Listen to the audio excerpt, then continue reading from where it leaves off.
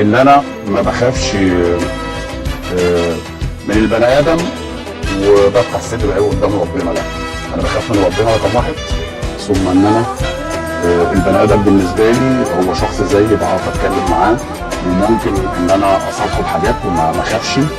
فاعتقد ان الجمله دي الناس اكيد يعني فاهماها ومقدراها، ان لازم لما تخاف من ربنا اللي بيخلقك، اللي بيرزقك، اللي بيسترك، اللي بيعمل كل حاجه، لكن ان انت ما بتخافش من بني ادم. فانا عملت الصح وعملت الحاجه دي، فالحمد لله ان الامور الحمد لله تمام ومستقره والامور كويسه. الموضوع عدى يعني. انت حاسس ان انت يعني ما عملتش حاجه غلط؟ لا لا، بالناحيه الاساسا الدينيه وتوبتنا وكل حاجه دي فيها جزء الحمد لله، ده حاجه يعني طبيعيه بتاعتنا كلنا. وفي الجزء الثاني اللي هو الحاجه الشخصيه بقى، هي دي اللي فيها كلام تاني. فده يعني حاجه زي ما بقول لك حاجه خاصه يعني بنتكلم فيها وبنخلصها في حاجه اسريه.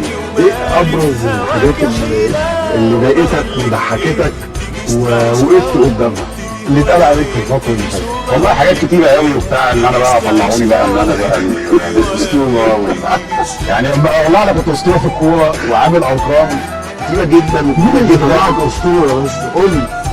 لا لا يا صحابي وكده وتعليقات وناس زمايلي لما بيقابلوني وكده وبتاع الاسطوره بتاعتنا والكيو بتاعنا والجامد بتاعنا وكده. انا شايف الموضوع عادي، ما فيش يعني الموضوع ما راحش كده يعني. احنا بقى الموضوع مش بالشكل ده، رغم طبعا ان هم كانوا مقدرين اللي يعني ساعات الحاجات كانت بتتقال في وضع انا اساسا على المستوى النفسي ما كنتش مبسوط، وبقت شغلي بس اللي هو ايه باخد احترافيه قوي، بخلص بمشي، مفيش كلام مع حد، مفيش حاجه.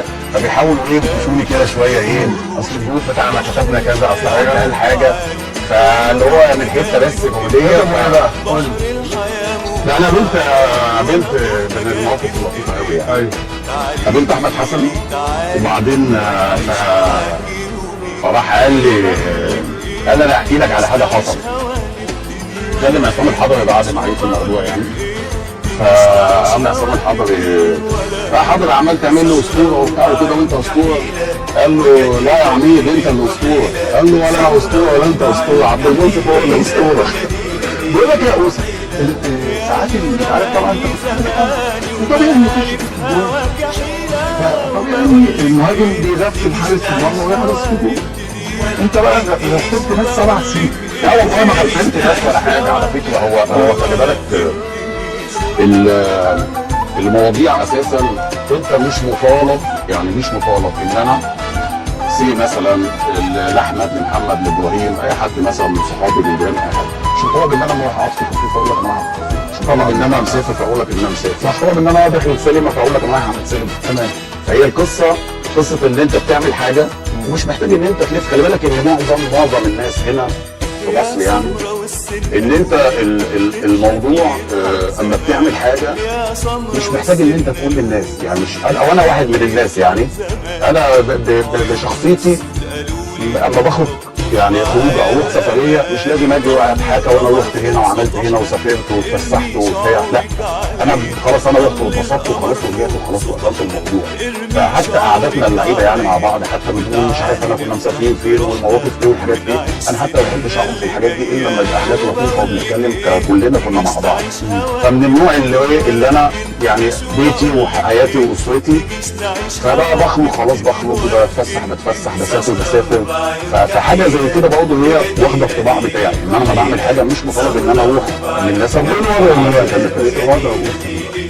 الحمد لله الامور زي ما بقول لك مستقره والامور تمام والوضع الحمد لله بحمد ربنا يعني. الموضوع تفاهم بشكل كويس واللي يعني الحياه طبيعيه الحمد لله طبيعيه، كله تمام، كل الامور تمام الحمد لله. تحب تقول حاجه لاسرتك؟ لا اقول لهم يعني ربنا يخليكم ليا وفي الاخر زي ما بقول لك يعني الحاجات اللي على الهواء او في البرامج ونأجلها بعد كده، وبعد الهواء هقول لك بقى الحاجات اللي عايز تفهمها. طيب المهم رضيت الحمد لله الامور تمام، الاسر كلها الحمد لله كله تمام الحمد لله. ربنا يكرمك يا اوسف، انت من الشخصيات الجميله الطيبه النقيه، بس مش هسامحك برضه. لا والله خلي بالك انا